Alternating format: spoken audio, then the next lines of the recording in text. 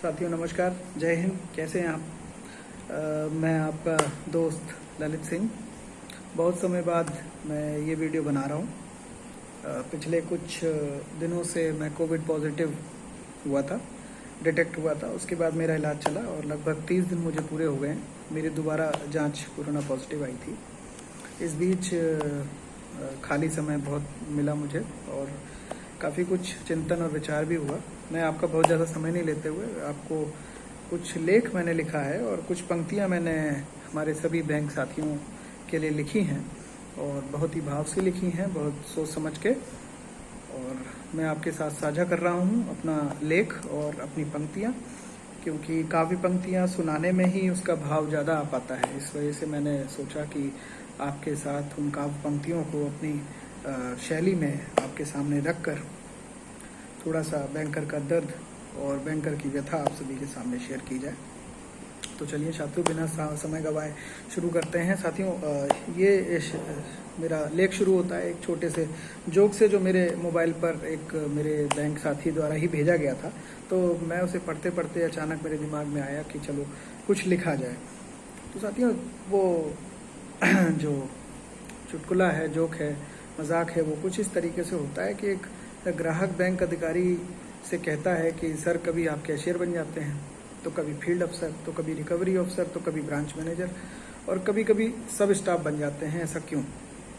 तो बैंक अधिकारी कहता है कि भाई, बिजनेस काफ़ी फैला हुआ है हमारा। तो याद आ जाता है वो नाना पाटेकर और अनिल कपूर की एक फिल्म थी, उसका एक ये सीन है जिस पर ये मजाक बना है और एक शायद बैंकर को इसमें फिट करके बताया गया है कि भाई, बिजनेस ही हमारा इतना बड़ा फैला है। अब आइए समझते हैं उसकी व्यथा, जो कि मैंने लिखी है। और मेरी जो इस लेख का शीर्षक है वो है खत्म ना होने वाला दिन और काम। तो साथियों, जो व्यंग मैंने आपको सुनाया, उस पीड़ा के बोध को आइए समझने का प्रयास करते हैं। प्रत्येक विभाग में एक व्यक्ति को एक कार्य निहित होता है, किंतु बैंक ही एक ऐसा विभाग है जहां एक बैंकर ऋण जमा के साथ साथ सरकारी योजनाएं जैसे मनरेगा, वृद्धा पेंशन, विधवा पेंशन, आवास योजना, आधार योजना, डीबीटी योजना, विभिन्न प्रकार की सब्सिडी, ऋण राहत और तमाम तरह के कार्यों में लगाए जाते हैं। ग्रामीण अंचल को सर्वाधिक गहराई से सेवा देने वाले ग्रामीण बैंकों की एक शाखा पर लोड कहीं 10,000 ग्राहक हैं, कहीं 25,000 ग्राहक हैं। कुछ शाखाएं तो ऐसी भी हो जाती हैं साथियों जहां कुल ग्राहक 40,000 को पार कर जाते हैं और कर्मचारी होते हैं अधिकतर शाखाओं में 2, 3, अधिकतम 4 या 5। दिन शुरू होता है बेहिसाब भीड़ से, जो शाम ढलने तक ऐसी लगती है मानो समाप्ति नहीं होगी। नियमानुसार एक जमा निकासी पर आप सभी जानते हैं कि जो नियम है, आपका जो कोड है कस्टमर सर्विस कोड, उसमें 3 मिनट का समय लगता है, जिसमें बैंक को ग्राहक के लिए निर्धारित जो कार्य के घंटे हैं वो 10 से 4 हैं। आप देखेंगे तो 6 घंटे ग्राहक सेवा के लिए होते हैं और उसमें आधा घंटे का लंच होता है, लेकिन लंच को हम किनारे रख देते हैं क्योंकि उसके पश्चात बैंक का आंतरिक कार्य निपटाने का समय होता है, जिसमें ऋण की स्थिति, तमाम तरह के रिटर्न, सूचनाएं जिन्हें ऊपर के ऑफिस द्वारा मांगा जाता है। तो आइए जरा भीड़ का गणित समझते हैं। भाई, ये गणित बड़ा दिलचस्प है। पब्लिक आवर्स के कुल घंटे होते हैं 6 घंटों में होते हैं 360 मिनट। एक ग्राहक पे लगने वाला समय 3 मिनट। तो अगर सिंपल सा मैथमेटिक्स है, 3 मिनट में कुल सेवा लेने वाले ग्राहकों की संख्या, वो भी तब जब जो कर्मचारी है, जो मनुष्य कर्मचारी है, मानव कर्मचारी है। मैंने मानव का जिक्र इसलिए किया कि आगे जो पंक्तियां हैं मेरी काव्य पंक्तियां, उसमें ये मानव ही एक मुख्य रोल अदा कर रहा है, मानव शब्द। तो जो मानव कर्मचारी है वो टॉयलेट करने भी नहीं जाए, पानी पीने तक भी ना जाए, दोपहर का खाना भी ना खाए, तब वो लगातार 6 घंटे काम करेगा बिना अपनी सीट से उठे, जो कि संभव नहीं है एक मानव के लिए। पर मानव तो समझा नहीं जाता। तब 360 मिनट में कुल ग्राहक जो होते हैं वो 120 होते हैं। 120 साथियों, 120 ग्राहक से अधिक जो एक नियम है उससे ज़्यादा ये माना जाता है कि इतने ग्राहक हो पाएंगे जिस नियम के हिसाब से, जबकि होता इसका उल्टा है। ग्राहकों की संख्या होती है 200 से 250 वाउचर्स पर डे होते हैं। जो ट्रांसफर वाउचर्स अलग हैं, विड्रॉल है, ये विड्रॉल वाउचर्स की संख्या हमने आपको बताई। और ये वो ग्राहक होता है जिसका कार्य होता है, यानी विड्रॉल और जमा निकासी जो कर पाता है। इसके अलावा पासबुक एंट्री वाले, बैलेंस पूछने वाले, अन्य तरह की पूछताछ करने वाले ग्राहकों को मिलाकर लगभग 400 या उससे अधिक ग्राहक प्रतिदिन इन 4 से 5 कर्मचारियों वाली ग्रामीण बैंक शाखाओं में आता है। कुछ शाखाएं तो साथियों ऐसी हैं जहां पर वाउचर 350, 400, 500 तक पार कर जाता है। हो सकता है वहां पे 1-2 कर्मचारी अधिक हों, लेकिन गणित यही रहता है। अब असल काम का हिसाब लगाते हैं साथियों। काम करने वाले जो कार्य असल में होता है, मिनिमम संख्या उन ग्राहकों की 250 मान ली हमने, और 3 मिनट में प्रति ग्राहक के हिसाब से 250 ग्राहक पर जो समय लगना चाहिए वो लगना चाहिए 12.5 घंटे। लेकिन 12.5 घंटे तो बैंक नहीं खुलती, 6 घंटे में वो काम करता है बैंक एम्प्लॉय। यानी कि एक शाखा में आने वाले काउंटर की भीड़ इस 3 मिनट में एक प्रक्रिया जो कि नियम है एंट्री, पोस्टिंग, वेरिफिकेशन और पेमेंट से गुजरना होता है, जिसके लिए 3 कर्मचारी लगते हैं। अब 3 में से असल में एक कर्मचारी अपना काम करते करते बीच में पासबुक और बैलेंस भी समय मिलते बता देते हैं, लोगों को निपटाते हैं। एक इन ग्राहकों में से ऋण के लिए भी पूछने लोग आते हैं, और उनमें से कुछ ग्राहक शाखा प्रबंधक बेचारा उन ग्राहकों पर, एक व्यक्ति पर कम से कम ऋण के विषय में संपूर्ण समझाने के लिए, उसको संतुष्ट करने के लिए 15 मिनट का समय तो लग जाता है। खैर, ऋण के लिए पूछताछ करने वाले जो ग्राहक आते हैं उनका जो हिसाब किताब है, उनका जो गणित है, वो फिर कभी अगला अंक जब कभी समय मिलेगा तब हम चर्चा करेंगे। तो इस समय आप देख सकते हैं कि जिस पब्लिक आवर्स यानी 6 घंटों में 120 ग्राहक ही मात्र निपटने चाहिए, उन्हीं 6 घंटों में 12.5 घंटों के बराबर काम करने वाला बैंक कर्मचारी होता है। और ऊपर लिखी जो हमने योजनाएं बताई वो सभी योजनाओं के साथ आप समझ भी नहीं सकते काम का कितना दबाव हो सकता है। और इस काम में कंट्रोलिंग ऑफिस के तमाम जवाबों का जिक्र नहीं है। क्षेत्रीय नेता जो होते हैं आप जानते होंगे, उनके जो दबाव होते हैं उनका जिक्र नहीं है। क्षेत्रीय दबंग जो होते हैं, जो बिचौलिए, दलाल और तमाम तरीके के लोग होते हैं, उनका जो दबाव होता है उनका जिक्र नहीं है। वो इस ताक में बैठे हैं कि कोई ना कोई उनको वो मिले और वो बवाल करें और आपके ऊपर झूठे इल्जाम लगा के आपके काम को बाधित करें, डराएं, धमकाएं, आप पे प्रेशर बनाएं। इस सब प्रेशर्स का जिक्र यहाँ पे नहीं है, ये सब अलग है, एक्स्ट्रा प्रेशर है। फिर भी अपने काम को खुशी से करता ये आम ग्रामीण बैंक का कर्मचारी रोज अपने काम को मेहनत से अंजाम देता है, इस आशा में कि भले ही उसके काम का असहनीय दबाव है उसके ऊपर, पर हर दिन गांव से आए वो मुरझाए झुर्रियों वाले चेहरे पर संतुष्टि की मुस्कान दिख जाती है।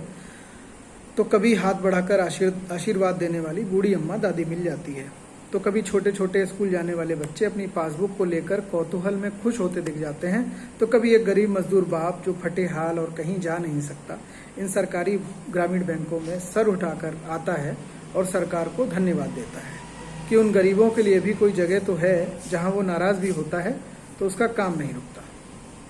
समस्त बैंक कर्मचारियों को उनकी सेवा के लिए मैं नमन करता हूं, और नमन करते हुए काव्य पंक्तियों में ये जो व्यथा है जिसका शीर्षक मैंने आपसे ऊपर कहा था मानव, वो मानव अभी अहम रोल अदा करता है, उसको कोशिश कर रहा हूँ। यदि आपको पंक्तियाँ और लेख अच्छी लगे, अभी मैं शेयर भी कर दूंगा हमारे सभी ग्रुप्स पे, तो अच्छा लगे तो जो ये कामचोर बैंकर है, जिसको कामचोर कहा जाता है, इसकी कामचोरी लोगों तक पहुँचे, इसके लिए ज़रूरी है कि आप अच्छा लगे तो शेयर करिएगा। तो समस्त बैंक कर्मचारियों को मैं नमन करता हूँ सबसे पहले, और अपनी कविता आपको सुनाना चाहता हूँ जिसका शीर्षक है हाँ मैं भी मानव हूँ पर मुझे मानव नहीं समझा जाता। मैं बैंकर हूँ, मैं मानव हूँ पर मुझे मानव नहीं समझा जाता। सारी सरकारी योजनाओं का बोझ हूँ अपने कंधे पर उठाता, रोज समय पर अपने घर तक न जा पाता। हाँ मैं भी मानव हूँ पर मुझे मानव नहीं समझा जाता।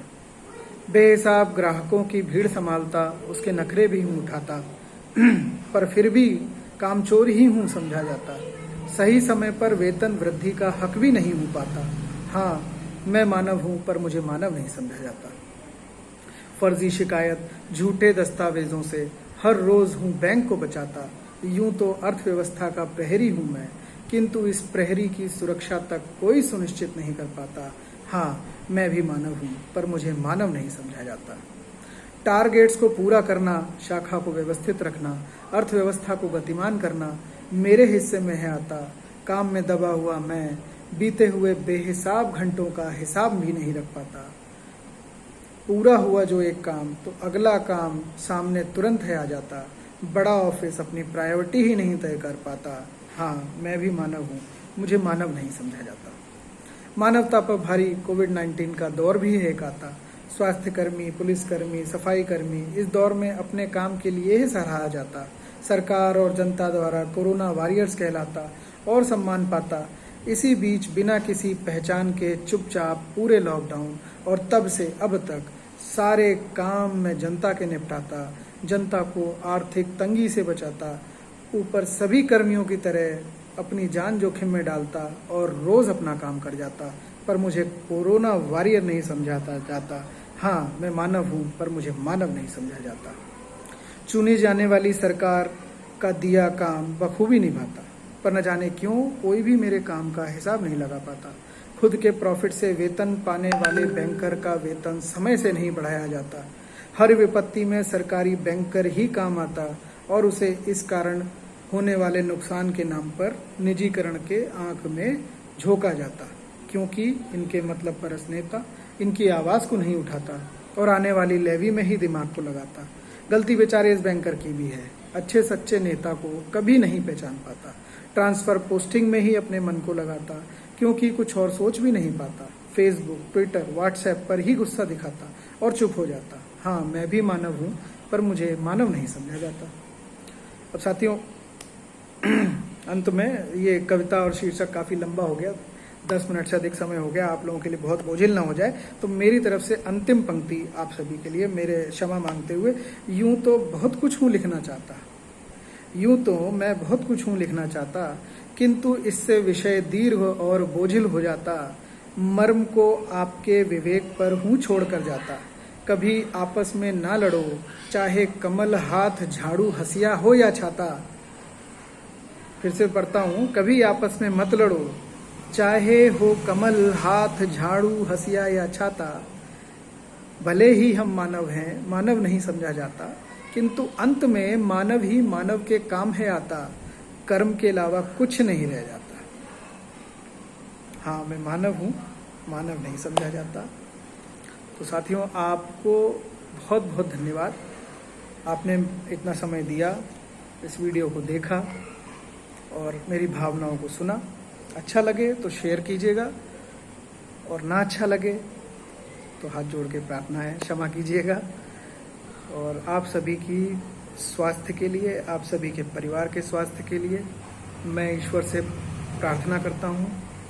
आप सभी बैंकर्स को, जो भी मेरे बैंकर्स हैं, मैं ग्रामीण बैंक में हूँ, मैंने ग्रामीण बैंकिंग का अनुभव किया है, इसलिए इसमें ज़्यादातर हो सकता है ग्रामीण बैंक के हमारे साथियों का जिक्र है, लेकिन इससे जो हमारे बैंकर कम्युनिटी है उसका जो रोल है सोसाइटी के लिए वो कम नहीं हो जाता। हमारे सभी बैंकर साथी बहुत ही मेहनत से काम करते हैं और तमाम तरीके की परेशानियों को झेल रहे हैं।